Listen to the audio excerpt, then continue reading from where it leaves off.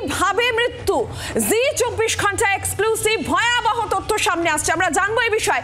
সরাসরি মুহূর্তে news room থেকে ইনপুটেড সঞ্জয় ভদ্র রয়েছেন আমাদের সঙ্গে। সঞ্জয়, পরতে পরতে রহস্য, একাধিক তথ্য, জি24 ঘন্টা এক্সক্লুসিভ তথ্য, ভয়াবহ তথ্য, যেখানে কিভাবে মৃত্যু, কি জানা যাচ্ছে সঞ্জয়?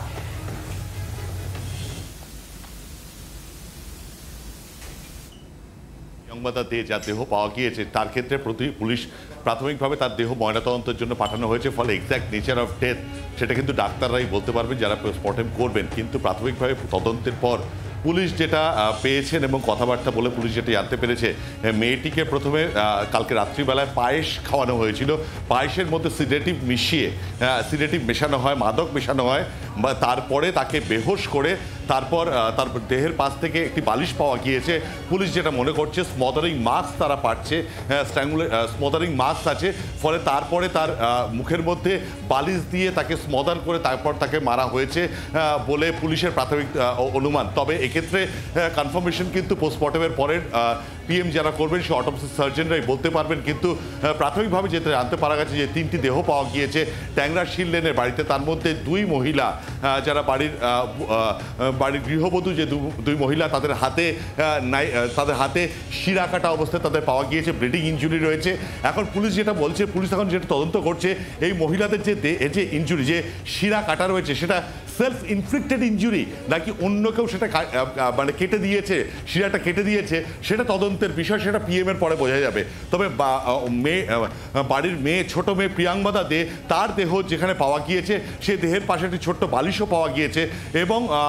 এবং পুলিশ যেটা জানতে পেরেছে, গতকাল রাত্রিবেলায় মেয়েকে পায়েস খেতে দেওয়া হয়েছিল, সেই পায়েসের মধ্যে মাদক মেশানো হয়েছিল বলে প্রাথমিক তদন্তে পুলিশের কাছে তথ্য এসে পড়েছে। এবং সেটা খাবার পরেই সে যখন অচৈতন্য হয়ে যায়, তারপরে তাকে বালিশ দিয়ে স্মদার করা হয়েছে বলে পুলিশের অনুমান। তবে পুলিশের এই অনুমানটিকে তারা কনফার্ম করার জন্য দেহ ইতিমধ্যে ময়নাতদন্তের জন্য পাঠিয়েছেন। দেহ ময়নাতদন্ত করার পরে অটোপসি সার্জন যারা রয়েছে তারা কনফার্ম করতে পারবেন পুরো বিষয়টি। এরপরেই এই 2 ভাই তাদের বাড়ির অন্য ছেলেকে নিয়ে, ছোট ছেলেকে নিয়ে তারপর গাড়ি করে বেরিয়ে যান। এবং প্রাথমিকভাবে পুলিশের কাছে যে একজন ভাই অচৈতন্য অবস্থায় কোমাতে রয়েছে, আর একজন ভাই কথা বলতে পেরেছেন পুলিশের কাছে, সেই ভাই কিন্তু পুলিশের কাছে এটা বলেছেন তারাও নাকি মাদক সিডেটিভ নিয়েছিলেন। কিন্তু সিডেটিভ নেওয়ার পরেও তারা যখন মানে তারা বুঝতে পারছেন যে তারা মারা যাচ্ছেন না বা সেরকম কিছু হয়নি, তখনই কিন্তু তারা কিন্তু গাড়িটি নিয়ে বেরিয়ে যেয়ে তারা পরিকল্পনা করে যে বড় যে রুবি যে মোড় রয়েছে, সেখান থেকে মাঝখানে যে মেট্রোর যে লাইন রয়েছে, সেই মেট্রো লাইনের নিচে যে পিলারগুলো, সেগুলো অত্যন্ত বড় বড়, সেখানে কোথাও একটা গিয়ে তারা গাড়িটা সজোরে ধাক্কা খাবেন, অত্যন্ত স্পিডে তারা ক্র্যাশ করবেন। তাতে তার 2 ভাই এবং তাদের গাড়িতে তাদের ছোট ছেলে ছিল, তাদের দুর্ঘটনায় মৃত্যু হবে বলে তারা সেই পরিকল্পনা করছিলেন। সঞ্জয়, আসবো। ভয়াবহ তথ্য সামনে আসছে যে 3 জনের দেহ উদ্ধার হয়েছে, তার মধ্যে এক নাবালিকা, এবং তার মৃত্যুর কারণ হিসেবে যেটা সামনে আসছে যে প্রথমে তাকে পায়েসের সঙ্গে মাদক মিশিয়ে বেহুশ করা হয় এবং তারপর তাকে বালিশ চাপা দিয়ে মারা হয়। এই রহস্য মৃত্যুর ঘটনা একাধিক প্রশ্ন আসছে, একাধিক প্রশ্ন এবং চাঞ্চল্যকর যে তথ্য সামনে আসছে। আমাদের অপর প্রতিনিধি বিক্রম দাসও রয়েছেন আমাদের সঙ্গে সরাসরি ট্যাংরা থেকে। বিক্রম, সিপি রয়েছেন ঘটনাস্থলে, আমরা দেখেছি এর আগে joint CP crime Rupesh Kumar, তিনিও এসেছিলেন। আর এই মুহূর্তে একাধিক তথ্য রহস্য সামনে আসছে। তোমার কাছে কি আপডেট রয়েছে বিক্রম এখন? একেবারে পুলিশ কমিশনার মনোজ ভার্মা এই মুহূর্তে এই বাড়ির মধ্যেই রয়েছেন এবং তার সঙ্গে রয়েছেন জয়েন্ট সিপি ক্রাইম সহ কলকাতা পুলিশের সিনিয়র অফিসিয়ালসরা। যেটা অত্যন্ত গুরুত্বপূর্ণ হয়ে উঠছে তা হলো ক্রাইম সিন, অর্থাৎ যেখানে আমরা এই মুহূর্তে দাঁড়িয়ে আছি, যেই বাড়ির সামনে দাঁড়িয়ে আছে, আমরা জানি যে 3টি মৃতদেহ, অর্থাৎ 2জন মহিলা এবং একজন নাবালিকার দেহ ময়নাতদন্তের জন্য পাঠানো হয়েছে। কিন্তু এই যে বাড়ি আমরা দেখতে পাচ্ছি, যেটি একটি 4তলা বাড়ি, G+3 বিল্ডিং, তার 3rd ফ্লোরে 3টি আলাদা ঘরে 3টি আলাদা দেহ পাওয়া গিয়েছে অত্যন্ত তাৎপর্যপূর্ণভাবে। তার সঙ্গে সঙ্গে যেটা জানিয়ে রাখবো যে 3টি ঘরে আলাদা 3টি আলাদা দেহ পাওয়া গেলেও বাড়ির কিন্তু অন্যত্র 2nd ফ্লোর সহ অন্যত্র ব্লাড স্টেন পাওয়া গেছে, রক্তের দাগ পাওয়া গেছে। সেখানে রক্তের দাগ কীভাবে আসলো, এটাও কিন্তু এই মুহূর্তে অনেক বড় প্রশ্ন হয়ে উঠছে। পাশাপাশি আরও একটি গুরুত্বপূর্ণ বিষয় উঠে আসছে পুলিশের তদন্তে। এই বাড়িতে তল্লাশি অভিযান চালিয়ে একটি মাত্র পেপার কাটিং নাইফ পাওয়া গিয়েছে, যেই পেপার কাটিং নাইফ দিয়েই এই ইনজুরিগুলো হয়েছে বলে তারা মনে করছেন। সেখানে যেটা আমরা জানতে পাচ্ছি যে একজন রমি দে, একজন যিনি বাড়ির বউ একজন মহিলা যার মৃত্যু হয়েছে, তার কিন্তু গলায় এবং হাতের রিস্টে দু জায়গায় গভীর ক্ষতচিহ্ন পাওয়া গিয়েছে, ব্লিডিং ইনজুরি পাওয়া গিয়েছে। আর একজন যিনি মারা গিয়েছেন যে মহিলা সুদেশনা, তার কিন্তু শুধুমাত্র হাতের রিস্টে ব্লিডিং ইনজুরি পাওয়া গিয়েছে, কাট ইনজুরি পাওয়া গিয়েছে। কিন্তু যে শিশু বা বাচ্চাটি, যে নাবালিকা, তার কিন্তু কোনো রকম কোনো ব্লিডিং ইনজুরি পাওয়া যায়নি। তার মুখ দিয়ে শুধুমাত্র গ্যাজলা বেরোতে দেখা যাচ্ছে এবং অত্যন্ত তাৎপর্যপূর্ণভাবে একটি মাত্র পেপার কাটিং নাইফ পাওয়া গেছে, যার মধ্যে ব্লাড স্টেন ছিল, যেটা মনে করা হচ্ছে পুলিশের তরফ থেকে এই যে দুই মহিলার শরীরে ইনজুরি, গলা এবং হাতে একজনের এবং আরেকজন শুধুমাত্র হাতের রিস্টে, এই ইনজুরি কিন্তু এই পেপার কাটিং নাইফ দিয়ে হয়েছে। একটি মাত্র পেপার কাটিং নাইফ দিয়ে দুজনের ইনজুরি কিভাবে হলো, এই প্রশ্নের উত্তর কিন্তু তদন্তকারীরা খুঁজছে। পাশাপাশি যেটা এই মুহূর্তে সবথেকে গুরুত্ব বিষয়, তা হলো দুটি ঘটনার ইন্টার কানেকশন। আমরা জানি যে আজকে সকালবেলা ভোরবেলা একটি দুর্ঘটনাগ্রস্ত গাড়ি উদ্ধার হয় বাইপাসের ধার থেকে, মূলত মেট্রোর পিলারে গিয়ে সেই গাড়িটি সজোরে ধাক্কা মারে, যেই গাড়িতে দুজন, এই বাড়ির যে দুই কর্তা অর্থাৎ দুই ভাই প্রসূন দে এবং প্রণয় দে, তাদেরকে আহত অবস্থায় উদ্ধার করা হয় সেখান থেকে, এবং তাদের মধ্যে একজনের সন্তান নাবালক, তাকেও কিন্তু সেইখানে উদ্ধার করা হয়, অর্থাৎ সেই গাড়ির মধ্যে থেকে উদ্ধার করা হয়।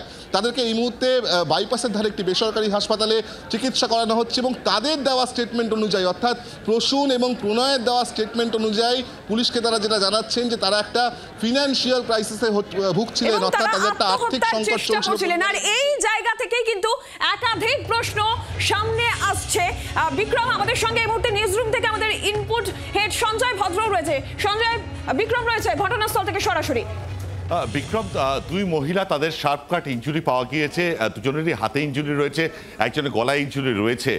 এখন যে পেপার কাটিং নাইফ দিয়ে সেই শার্প কাট ইনজুরি করা, সেলফ ইনফ্লিক্টেড শার্প কাট ইনজুরি করা কি পসিবল, নাকি এক্ষেত্রে অন্য যে দুই পুরুষ যারা পরে বেরিয়ে গিয়ে সুইসাইড অ্যাটেম্প্ট করেছেন গাড়িটা ক্র্যাশ করে, তারা এই ঘটনার সাথে প্রাথমিকভাবে যুক্ত, তারাই ঘটনাটি ঘটিয়েছে? পুলিশের প্রাথমিক তদন্তে এরকম কোনো বেসিক কিছু প্রপোজিশন তারা কি পাচ্ছেন? সঞ্জয়, তুমি একদম ঠিক জায়গায় পিন পয়েন্ট করেছো এবং সেখানটাই কিন্তু পুলিশ এই মুহূর্তে ভেরিফাই করে দেখছে, কারণ এই যাবতীয় আত্মহত্যার তথ্যটা উঠে আসছে মূলত এই প্রসূন দে এবং প্রণয় দে, দুই ভাই, যাদেরকে জীবিত অবস্থায় আহত অবস্থায় উদ্ধার করা হয়েছিল একটি দুর্ঘটনাগ্রস্ত গাড়ি থেকে। তারা বলছেন যে ফিনান্সিয়াল ক্রাইসিস চলছিল, তাই এই বাড়িতে যে তিনজন, অর্থাৎ যেই তিনজনের দেহ উদ্ধার হয়েছে, দুই মহিলা এবং একজন নাবালিকা, তারা আত্মহত্যার রাস্তা বেছে নিয়েছিলেন এবং তার সঙ্গে সঙ্গে বলা হচ্ছে প্রথমে ঘুমের ওষুধ খায় এবং তারপর তারা হাতের রিস্ট কেটে আত্মহত্যা করেন। কিন্তু এখানে সবথেকে বড় প্রশ্ন যে এরকম আলাদা আলাদাভাবে সুইসাইড করতে গেল কেন? অর্থাৎ তিনজন পরিবারের সদস্য, তারা তিনটি আলাদা ঘরে তাদের দেহ পাওয়া গেল, আবার তিনজনকে আহত অবস্থায় বাইপাসের ধারে দুর্ঘটনাগ্রস্ত গাড়িতে পাওয়া গেল, কারণ তারা গাড়ি নিয়ে একেবারে সরাসরি হিট করে, একটি পিলারে হিট করে আত্মহত্যার চেষ্টা করেছিলেন, এমনটা দাবি করছেন প্রসূন এবং প্রণয়। এখানেই কিন্তু অনেকগুলো বিষয়ে মিসিং লিঙ্কস রয়ে যাচ্ছে, অনেকগুলো বিষয় অসঙ্গতি থাকছে, এমনটাই পুলিশ মনে করছে। সেই অসঙ্গতিগুলোকে দূর করতে গেলে তদন্তকারীরা জানাচ্ছেন যে পোস্টমর্টেমের যে ওপিনিয়ন, তা কিন্তু অত্যন্ত গুরুত্বপূর্ণ। সেই পোস্টমর্টেমের ওপিনিয়ন আসার পরে কিন্তু পুলিশের তরফ থেকে তারা এই বিষয়গুলোকে নির্দিষ্টভাবে বলতে পারবে যে ঠিক কখন এই মৃত্যুর ঘটনা ঘটলো, কিভাবে এই মৃত্যুর ঘটনা ঘটলো। যে ইনজুরিগুলো পাওয়া যাচ্ছে একজন মহিলার রিস্ট এবং গলায়, একজনের শুধুমাত্র রিস্টে, সেটা কি সেলফ ইনফ্লিক্টেড ইনজুরি নাকি সেটা অন্য কোনো ব্যক্তি সেই ইনজুরি ঘটিয়েছে? অর্থাৎ এই মহিলা, যেই দুজন মহিলা এখানে মৃতদেহ উদ্ধার হয়েছে, একজন নাবালিকার মৃতদেহ উদ্ধার হয়েছে, তারা কি আত্মহত্যা করেছেন, আত্মঘাতী হয়েছে, নাকি তাদেরকে খুন করা হয়েছে? অর্থাৎ খুন করে বাকি যে তিনজন তারা একটি গাড়ি নিয়ে রওনা দিয়েছিলেন, এই সমস্ত বিষয়গুলো কিন্তু এখনো পর্যন্ত পরিষ্কার হচ্ছে না।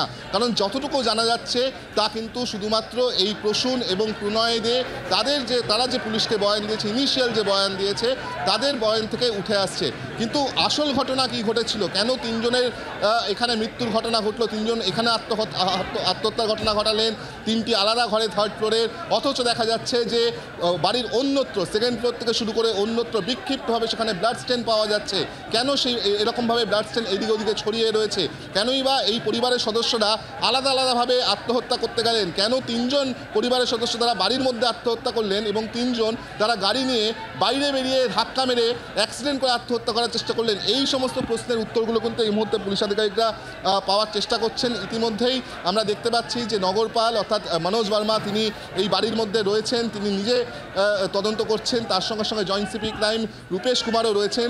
সায়েন্টিফিক উইংয়ের আধিকারিকরা তারা 3D ম্যাপার নিয়ে এসছে। সেই 3D ম্যাপার নিয়ে কিন্তু তারা বিভিন্ন জায়গায় এই বাড়ির কোনা কোনা পর্যন্ত তারা খতিয়ে দেখতে চাইছেন যে কোথাও কোনো রকম কোনো এভিডেন্স পাওয়া যায় কিনা।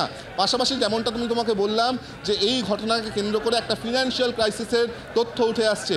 আদপে কীরকম ফিনান্সিয়াল ক্রাইসিস হয়েছিল, এমন কি ফিনান্সিয়াল ক্রাইসিস হলো যে এই গোটা পরিবারের 6 জনই তারা আত্মহত্যার চেষ্টা করলেন, যেমনটা প্রসূন এবং প্রণয় বয়ান দিচ্ছে, নাকি এক্ষেত্রে অন্য কোনো কারণ রয়েছে, অন্য কোনো ঘটনা ঘটেছে যা এখনও পর্যন্ত পুলিশের নজরে আসেনি। এই বিষয়গুলোই কিন্তু পুলিশ আধিকারিকরা এই মুহূর্তে বোঝার চেষ্টা করছেন। তার সঙ্গে সঙ্গে যেই ধরনের ইনজুরি পাওয়া যাচ্ছে এবং আমি যেমনটা বললাম যে একটি মাত্র পেপার কাটিং নাইফ পাওয়া গিয়েছে গোটা বাড়ির থেকে, যেটাতে ব্লাড স্টেন ছিল, অর্থাৎ মনে করা হচ্ছে যে 2 মহিলার শরীরে যে ইনজুরি রয়েছে তা কিন্তু ওই নাইফের মাধ্যমেই করা হয়েছে। কিন্তু সেটা কি তারা নিজেরা করেছেন? যদি নিজেরা করে থাকেন আলাদা আলাদা ঘরে করলেন তারা, এবং একটা নাইফে কি করে দুজনের ইনজুরি হচ্ছে, এই সমস্ত প্রশ্নের উত্তর পাওয়ার জন্য এই মুহূর্তে পুলিশের তরফ থেকে তদন্ত করা হচ্ছে। স্নিফার ডগ পর্যন্ত নিয়ে আসা হয়েছে, ব্লাড স্যাম্পলস কালেক্ট করা হচ্ছে। পাশাপাশি যারা ফরেন্সিক বিশেষজ্ঞ তাদেরকেও খবর দেওয়া হচ্ছে, তারাও কিন্তু আর কিছুক্ষণের মধ্যে এসে পৌঁছাবেন, এমনটা আমরা জানতে পারছি। বাংলার আওয়াজ, বাঙালির আবেগ, জি 24 ঘন্টা।